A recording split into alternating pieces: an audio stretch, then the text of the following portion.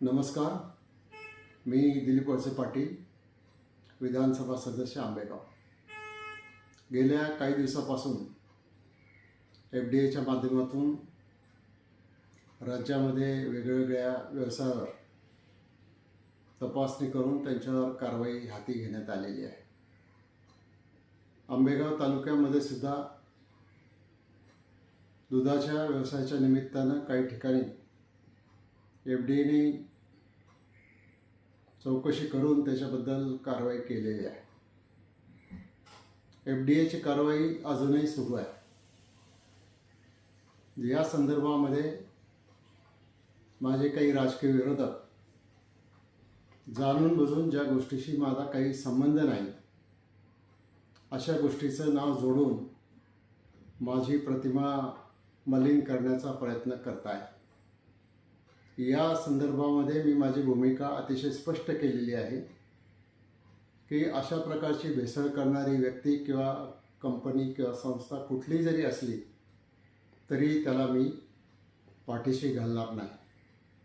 FDA विभाग त्यांच्यावर कारवाई करायला पूर्णपणाने सक्षम आहे आणि पोलीस विभाग देखील त्यांच्यावर कारवाई करायला सक्षम आहे.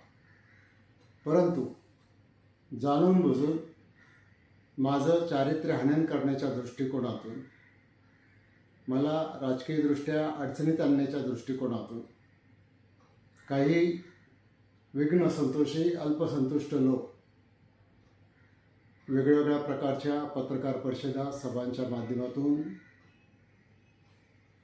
भूमिका मांडून माझ्यावर खोटे नाटे आरोप करत आहेत. या संदर्भामध्ये मी पहिल्यांदाच हे स्पष्ट करू इच्छितो, अशा प्रकारच्या भेसळीच्या प्रकरणामध्ये माझा कुठलाही संबंध आढळल्यास मी सार्वजनिक जीवनातून निवृत्त व्हायला तयार आहे. 1 मिनिटंसुद्धा वाट बघणार नाही. परंतु खोटं नाटं जाणीवपूर्वक कोणाच्या तरी सांगण्यावरून राजकीय फायद्यासाठी करण्याचा प्रयत्न जर कोणी करत असतील तर त्यांना देखील मी या निमित्तानं इशारा देतो की गेले काही दिवस मी मुद्दाम तुमची भूमिका समजून घेत होतो, पण यापुढे तुम्ही असाच तुमचा प्रयत्न चालू ठेवला, माझी बदनामी चालू ठेवली तर निश्चित तुमच्यावर फौजदारी आणि आर्थिकदृष्ट्या मोठ्या नुकसान भरपाईचा दावा मी हायकोर्टामध्ये करायला मागे पुढे पाहणार नाही, तो मी करणारच आहे. त्यामुळं आता तरी या अशा अल्पसंतुष्ट व्यक्तींनी माझी बदनामी करायचं थांबवावं, अन्यथा पुढील कारवाईला सामोरं जायची तयारी ठेवावी. आणि पुन्हा एकदा मी आंबेगाव तालुक्यातल्या, पुणे जिल्ह्यातल्या आणि महाराष्ट्रातल्या जनतेला सांगू इच्छितो की अशा कुठल्याही प्रकारच्या चुकीच्या गोष्टीशी माझा दुरान्वयाने सुद्धा संबंध नाही. तो संबंध कोणी सिद्ध करून दिल्यास मी पुन्हा एकदा सांगतो की मी सार्वजनिक जीवनातून निवृत्त व्हायला तयार आहे.